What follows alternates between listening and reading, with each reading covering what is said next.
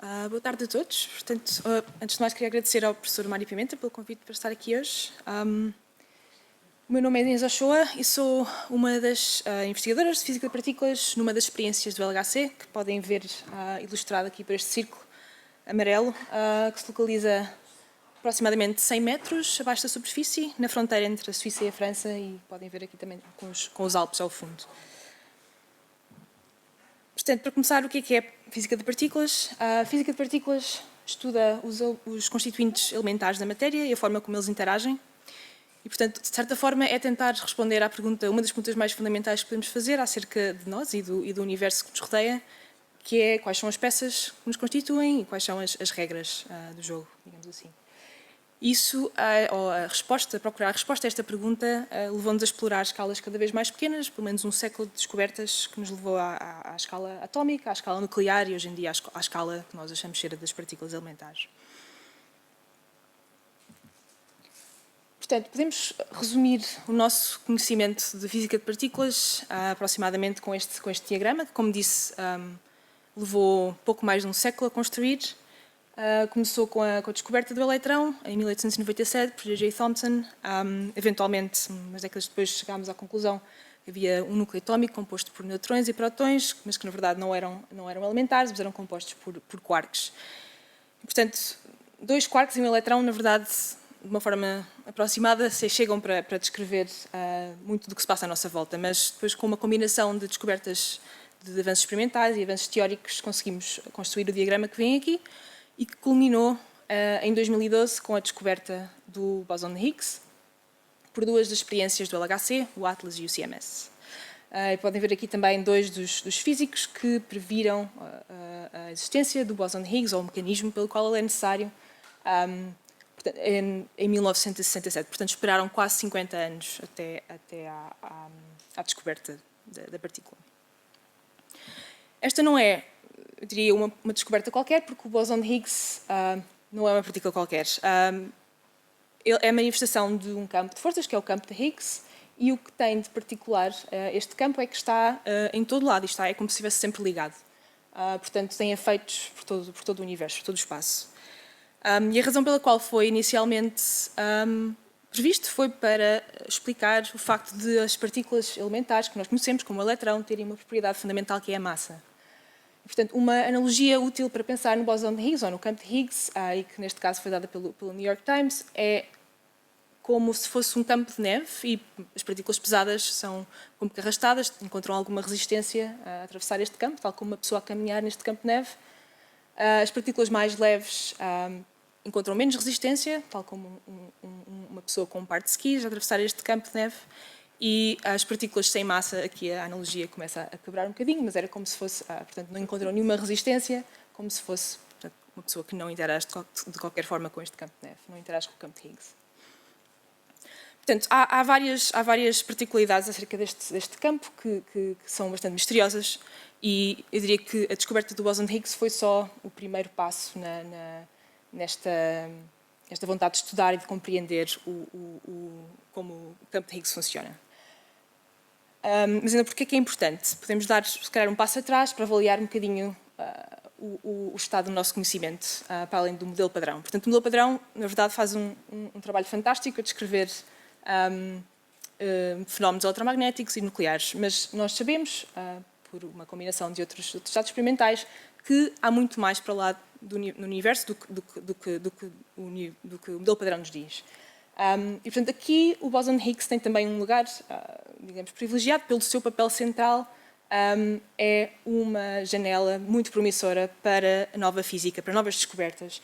Portanto, novas descobertas que nós sabemos que têm que ocorrer porque o modelo padrão, como disse, é incompleto, não descreve grande parte do universo. E, na verdade, podemos dizer que a matéria comum, digamos assim, que o modelo padrão descreve, se trata apenas de 5%, cerca de 5% do universo. Portanto, é claro que há muitas descobertas para serem feitas e o bóson de Higgs é uma janela promissora para fazer essa ponte. Queria só dar, então, dois exemplos de mistérios em aberto que o modelo padrão, nos deixa em aberto. O primeiro já foi evidenciado por aquele diagrama anterior, é o da matéria escura, porque sabemos, com base em vários resultados experimentais, que há mais matéria no universo do que aquela que é visível, que interage através da força eletromagnética. Portanto, este gráfico só ilustra a primeira medição, nos anos 30, da velocidade de rotação das galáxias das estrelas em torno do centro da galáxia, e que a velocidade que nós medimos é de facto muito, muito maior, mostrada em verde, do que aquela que nós prevemos com base na matéria visível. Portanto, há aqui uma componente significativa de matéria que nós chamamos escura, porque não interage com a força eletromagnética, e que nós só conseguimos inferir pelos seus efeitos gravitacionais e que não é de todo prevista pelo modelo padrão.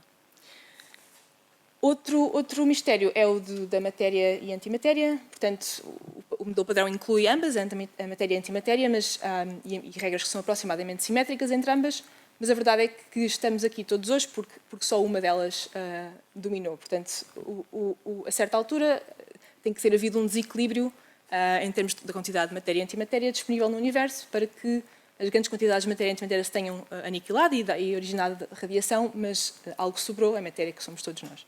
Portanto, esta também não é uma questão em aberto pelo modelo padrão, mas com certeza que há outras. Estas são só duas que eu posso referir aqui, mas o que eu quero então passar a falar é o que fazemos em relação a isto, de onde é que podemos ir a seguir. Portanto, eu vou focar, esta apresentação é focada no LHC e na física dos aceleradores, e por excelência, o que nós podemos fazer, e penso que isto é consensual em todos os físicos de partículas de colisionadores, é medir o bóson de Higgs, que ainda tem muito para ser medido.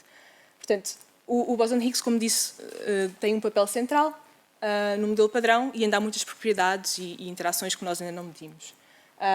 Em particular, só para fazer a ponto com a matéria escura, que eu acabei de falar, o facto do bóson de Higgs interagir através desta nova interação, portanto, interagir com partículas que têm massa, pode apresentar precisamente aquela ponte para a matéria escura que nós ainda não conseguimos fazer.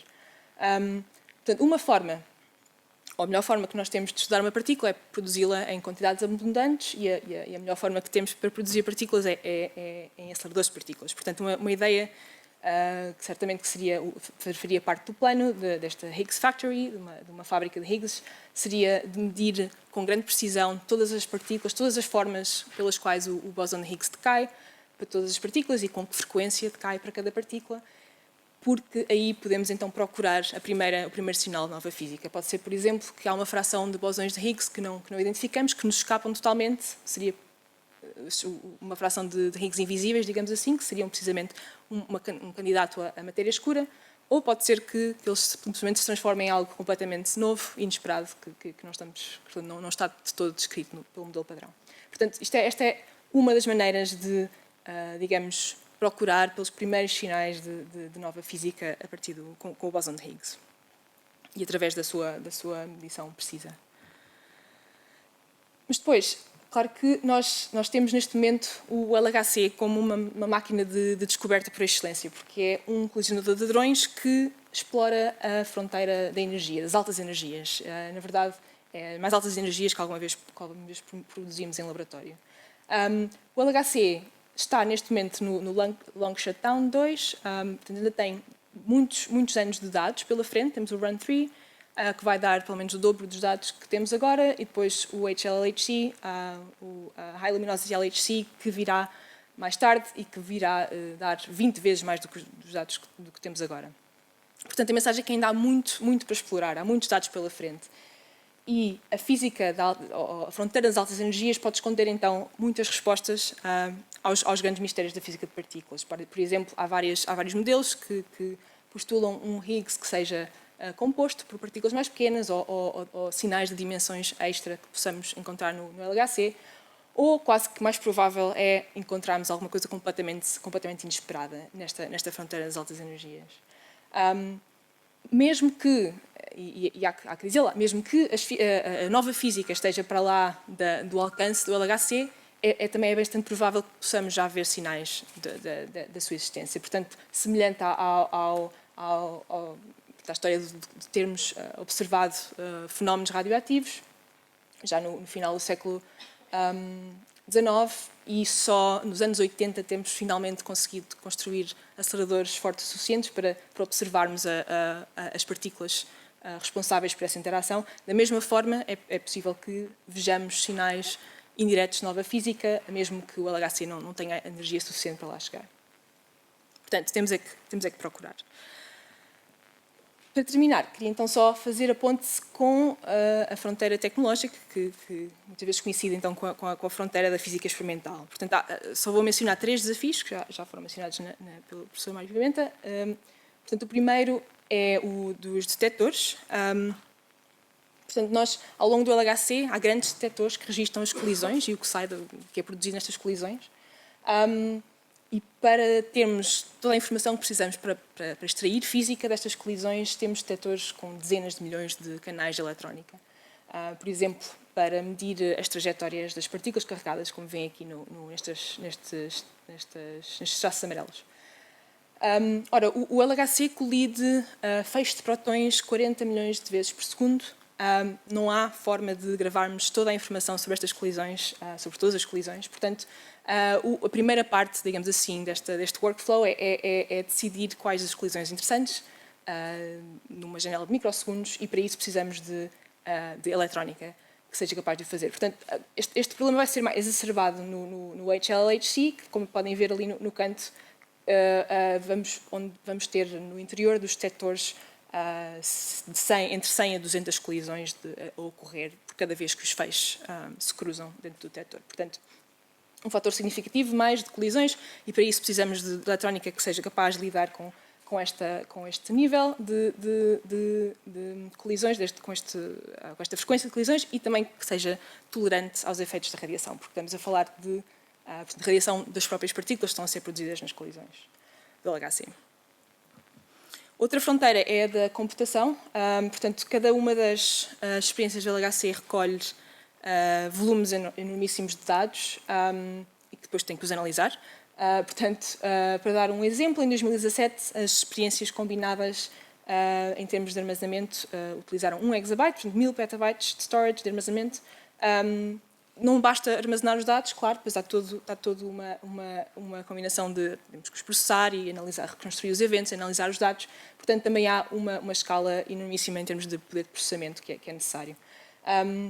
As soluções que nós utilizamos agora, projetadas para o futuro, basicamente não são suficientes, não escalam. E é o que mostra aqui este gráfico em termos só de armazenamento, mas o mesmo também se passa para poder de processamento. Portanto, já em 2027 ou 2026, quando começar o HLHC, nós precisamos de muito mais capacidade daquela que temos. Portanto, aqui há uma necessidade urgente de arranjar novas soluções que sejam capazes de lidar com este volume de dados e que também acompanhem os avanços computacionais das próximas décadas e recentes também. E para finalizar, claro que não posso deixar de falar do aspecto dos aceleradores em si. Portanto, o LHC é capaz de focar e manter em órbita feixes de prótons a alta energia, altíssimas energias, graças aos campos magnéticos, não é? dos magnetos supercondutores ao longo dos seus 27 km de comprimento. Tanto para conseguirmos, para no HLHC termos maior intensidade de feixe, como, e acima de tudo, para chegar a mais altas energias num futuro colisionador, é preciso puxar os limites destas tecnologias. Portanto, o LHC já está no limite, digamos assim, da tecnologia do nióbio titânio, está ali nos pontos pretos. A partir daqui é preciso novas tecnologias e há pelo menos, há várias